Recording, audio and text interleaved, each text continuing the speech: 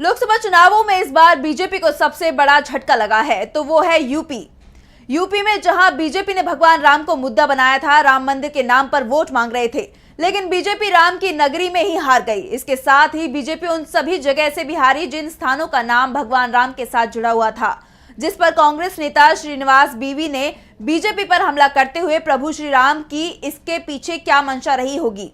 लोकसभा चुनाव के नतीजों ने बीजेपी को मुश्किलों में डाल दिया है। इन नतीजों से पार्टी को जबरदस्त झटका लगा है और सबसे बड़ा झटका उत्तर प्रदेश में लगा है। बीजेपी यूपी की सभी 80 सीटों पर जीत दर्ज करने का दावा कर रही थी, लेकिन यूपी की जनता ने बीजेपी को सिर्फ 33 सीटों पर ही समेट दिया। यहां तक कि अयोध्या की सीट जिसे लेकर बीजेपी पूरे देश में चुनाव लड़ रही थी, वहां पर भी उसे बुरी हार मिली है, जिसको लेकर जहां सोशल मीडिया पर बीजेपी को काफी ज्यादा ट्रोल किया जा रहा है, तो दूसरी तरफ कांग्रेस लगातार बीजेपी पर हमलावर है। इसी क्रम में इंडियन यूथ कांग्रेस के राष्ट्रीय अध्यक्ष श्रीनिवास बीवी ने एक बार फिर बीजेपी पर तंज कसा है। श्रीनिवास बीवी ने एक्स पर एक ग्राफिक के जरिए पोस्ट कर लिखा, प्रभु की लीला देखिए, राम जन्मभूमि अयोध्या बीजेपी हारी। श्री राम ने वनवास के 11 साल जहां पर बिताए, चित्रकूट बांदा बीजेपी हारी। मां जानकी का तीर्थ स्थल सीतापुर बीजेपी हारी।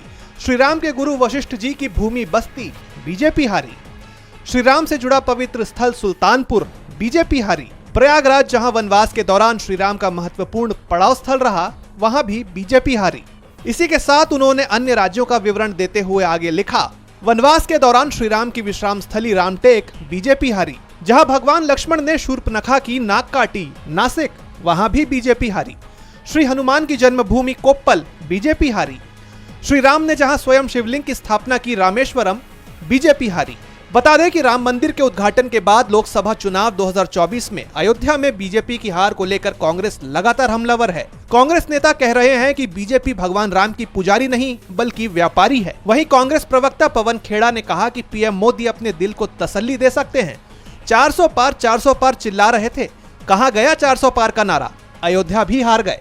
प्रधानमंत्री खुद हारते हारते जीते हैं, 1.5 लाख के मार्जिन से कोई जीत नहीं होती है।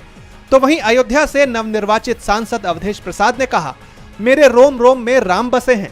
बीजेपी वालों ने देशवासियों को राम मंदिर के नाम पर गुमराह किया, इसलिए अयोध्या की जनता ने उनका अहंकार तोड़ दिया।